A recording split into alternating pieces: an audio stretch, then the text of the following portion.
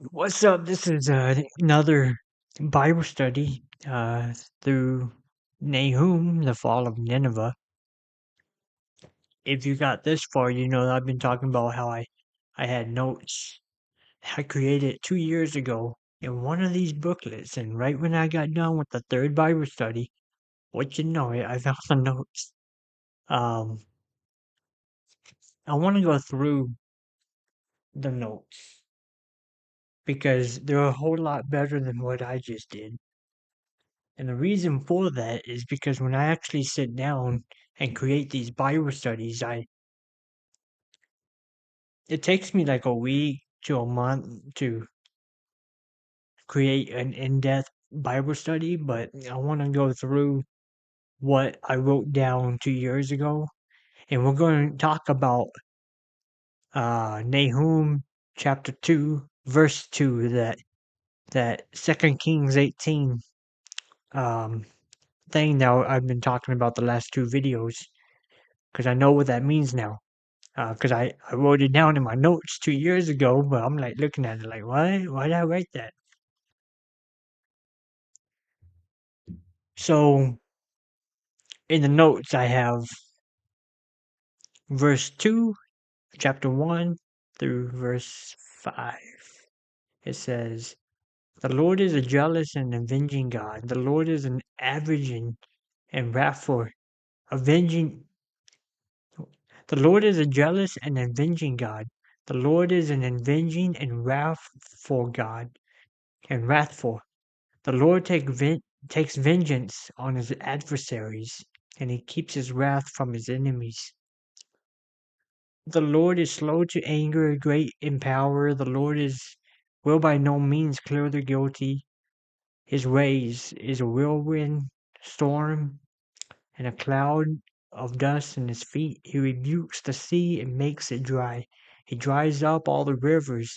Bashan and Carmel wither and bloom, and the bloom of Lebanon withers. The mountains quake before him. The hills melt, the earth weaves before him. The world and all who dwell in it. So my notes I have, verse 2, God is just. Okay, God is just. He is a justful God. And then verse 3, I put down, God is slow to anger. And I believe that I talked about this in the Nahum 1 Bible study, that God is slow to anger, that he's just, slow to anger, right? And that he is powerful. God is powerful. And I cover those three things in the Bible study. But I'm just repeating what I wrote down in my notes. He's not just powerful, but he alone is the ruler of everything. And I did cover that. I definitely remember covering that. Verse 6 through 10.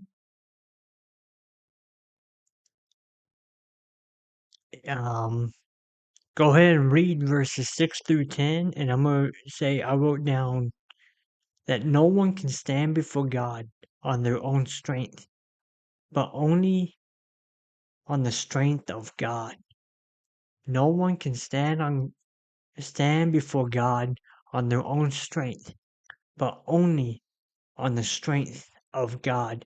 Verse 7, the Lord is good, a stronghold in the day of trouble. So God is a stronghold for the believer. He is a refuge.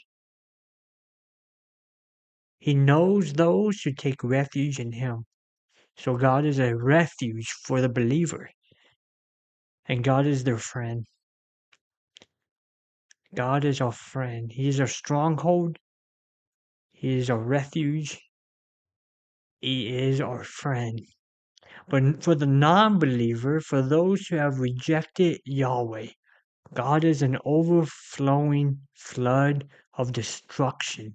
Verse 8, but with an overflowing flood, he will make a complete end of the adversaries, and he will pursue his enemies into darkness.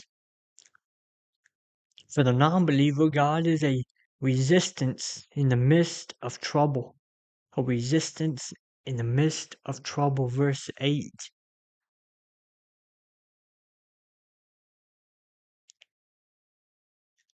Yeah, a resistance in the midst of trouble. He is an overflowing flood of destruction, a resistance in the midst of trouble. And verse 10, they are entangled, confused, and consumed. Verse 10 says, for they are like entangled thorns, like drunkards that are as drunk, like drunkards as they drink, and are consumed like stubble fully dried up. So non-believers, when they reject God, God is an overflowing flood of destruction. He is a resistance in the midst of trouble. So instead of God being a refuge in the midst of trouble, he becomes a resistance in the midst of trouble. Is the opposite. Is the opposite effect. And the people who reject God, they become entangled, confused, and consumed. Entangled, confused. Imagine a soldier trying to enter a military base, and there's all these barbed wires, and they try to jump over the fence, but they become entangled by the razor wires. That's what evil people who have rejected God become. Likewise, but for the believer, God is a stronghold, a refuge, and a friend. And for those who don't believe God is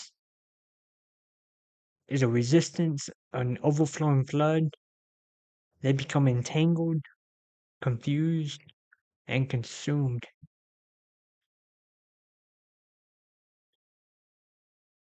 And then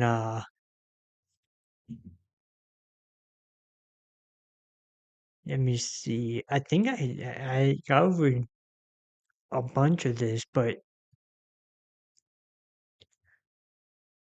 verse chapter 2, well, right here is that chapter 2.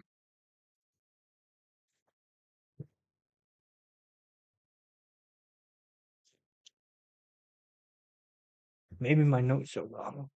Let me see what I.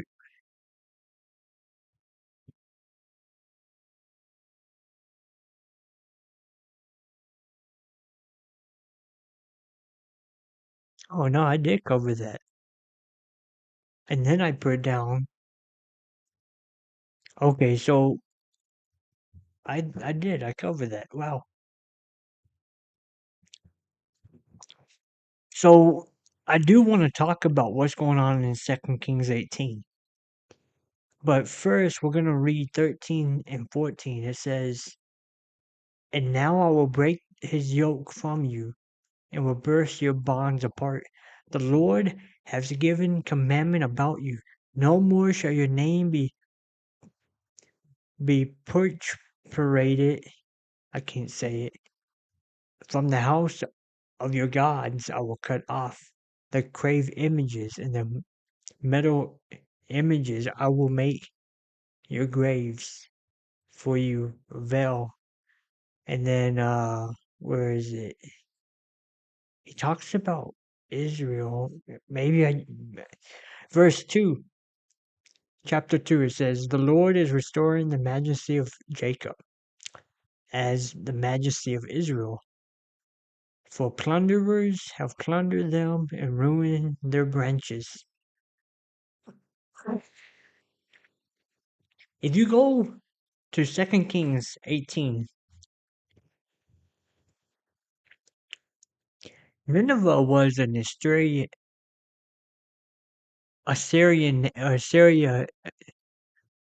Assyrian. Nineveh was a Syrian nation or city, an Assyrian city.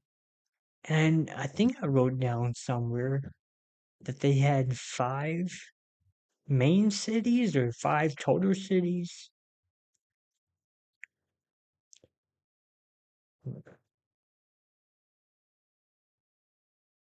No, I didn't write it down, but they had 5 cities, main cities, and Nineveh was one of them. But in 2 Kings 18, what you're going to find is that when things were watching this video and this message, this website right here, patreon.com/growyourfaith. If you wish to support the ministry financially, then you can do that. The money will go towards planting a local church that will be targeting young people in a in Northwest Wisconsin. So Northwest Wisconsin, most of the churches, it's just people over the age of 55, and young people are everywhere. But I'm just one person. I have one income. I don't have unlimited resources, but I want to. I want to reach young people for Christ. And I don't just want to reach young people for Christ. I believe God is calling me to do this. And so, like I said, if you want to join me in making that mission possible, $5 a month, and I'm working on creating a new Bible version. It's going to be called Grow Your Faith Bible. And if you become a Patreon, you'll get, access to that Bible version before everyone else as I complete the Bible version. But with that being said, I hope you enjoy the rest of this video message, and God bless you. Have a great day. Is that when first, a little history. Solomon was king, his son became king after him. His son did not take the advice of the elders at that time, and the kingdom got divided. Israel became divided between the north and the south. Between, if I remember right, the north was Judah and the south was Israel. It doesn't matter. It does matter, but it's not. It doesn't really matter that much right now. But you had the north and the south, Judah and Israel. Well, what happens in 2 Kings 18 is that when Judah didn't fall to Assyria, but Israel did. The difference between Judah and Israel in that situation is that Judah honored God. Israel did not honor God. And so we get back to what God says in verse 2, chapter 2, for the Lord is restoring the majesty of Jacob as the majesty of Israel.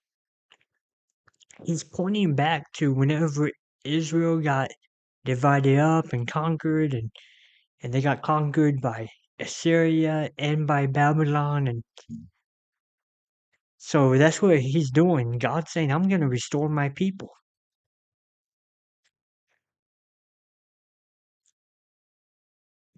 But there is a lesson to be made, a lesson to be learned from this is that when we choose to honor God as a nation, God will protect us from an enemy nation from overtaking us. And that is very difficult for a American to comprehend. Like we think there's no way we can ever be taken over by another nation because we're Americans. But even Nineveh was great at one point. Rome was great. All these nations were great. And we're just another nation that could be taken over if we choose to reject God.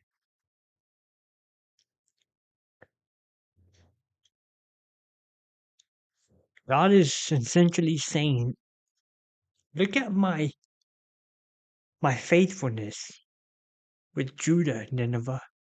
Look how I was faithful to Judah because they chose to honor me. We need to be a people that honors God. That's the whole story of Nineveh. Is Nineveh was a nation that honored God, but they chose to turn their back on God and they got destroyed. We need to be a nation that honors God in the United States of America.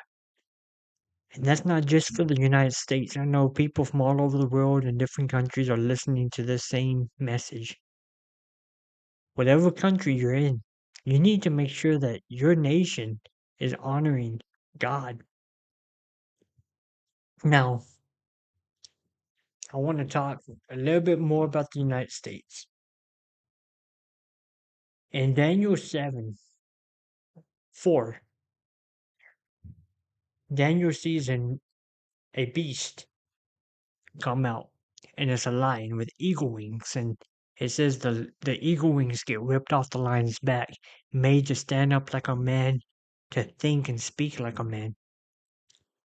This is the picture of Bible prophecy of the United States of America declaring their independence from Great Britain.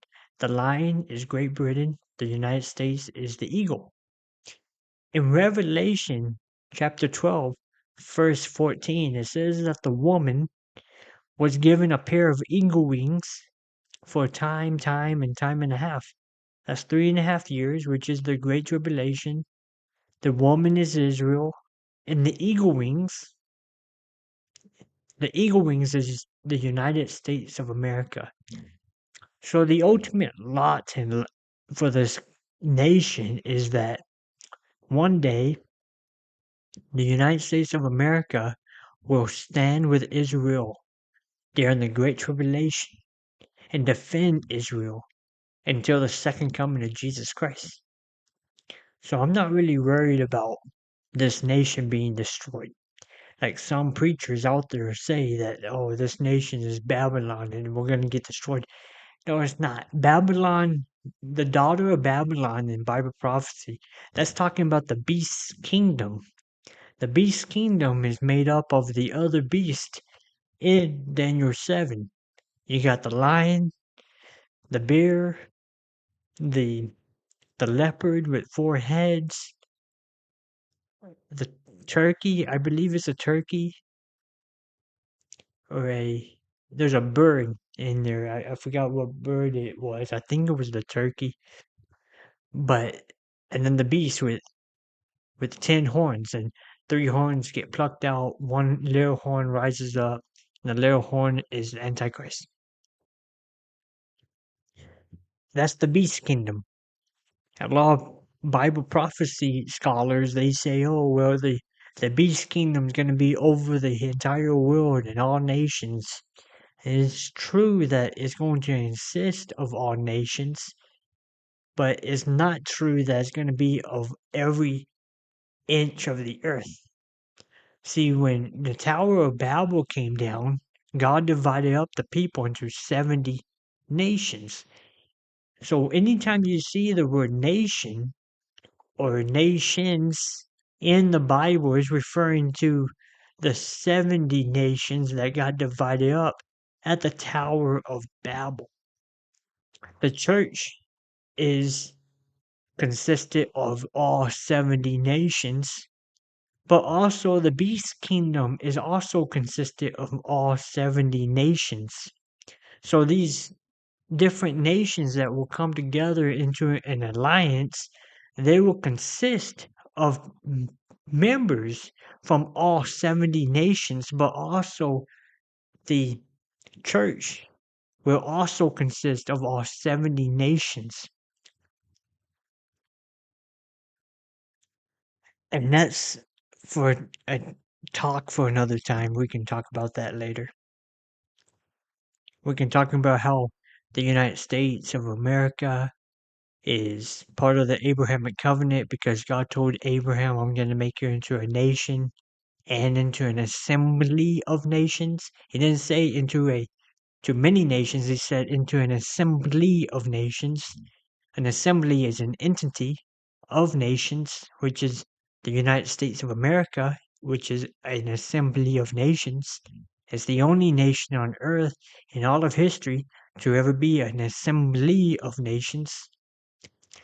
The United States of America came from, a group of Christians escaping persecution.